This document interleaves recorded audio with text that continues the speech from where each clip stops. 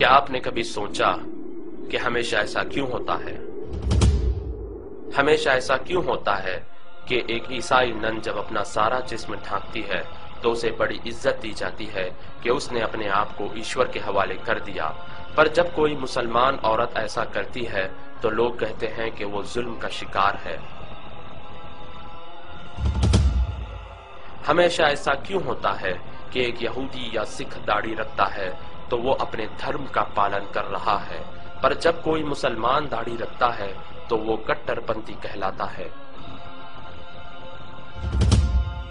हमेशा ऐसा क्यों होता है कि जब कोई स्त्री घर पर सारा समय बिताती है, अपने बच्चों का ख्याल रखती है, तो वो बहुत बड़ा बलिदान दे रही है, पर जब कोई मुसलमान स्त्री ऐसा करती है तो लोग कहते हैं कि वो चार दीवारी में कैद है और उसे आजादी मिलनी चाहिए।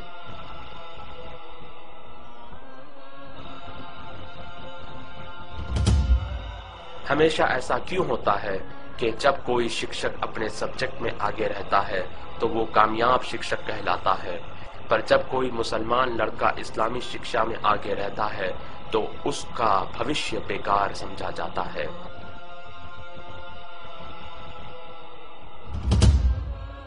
हमेशा ऐसा क्यों होता है कि जब कोई यहूदी या ईसाई किसी का खून करता है तो उसका धर्म नहीं बताया जाता,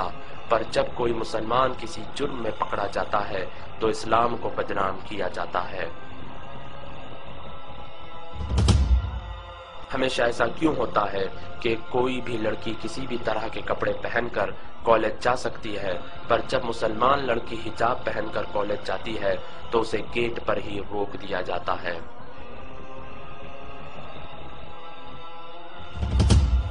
हमेशा ऐसा क्यों होता है कि जब कोई व्यक्ति अपनी जान पर खेलकर लोगों की जान बचाता है तो उसे बहादुर और वीर कहा जाता है, पर जब कोई फलस्तीनी नागरिक अपनी जान पर खेलकर अपने बच्चे को गोली लगने से बचाता है और अपने भाई का हाथ दुश्मनों के हाथों तोड़े जाने से बचाता है और अपनी माँ और बहन की इज्जत बचाने के लिए दुश्मनों से लड़ता है और अपने घर को आग लगाए जाने से बचाता है और अपनी मस्जिद की रक्षा करता है, तो उसे आतंकवादी कहा जाता है।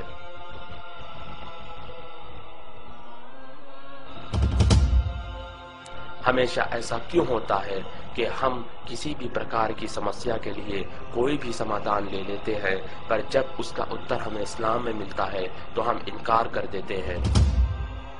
हमेशा ऐसा क्यों होता है कि जब कोई ड्राइवर बेहुदा अंदाज से कार चलाता है तो कोई कार को दोषी नहीं ठहराता, मगर जब कोई मुसलमान गलती करता है तो इस्लाम को दोषी ठहराया जाता है।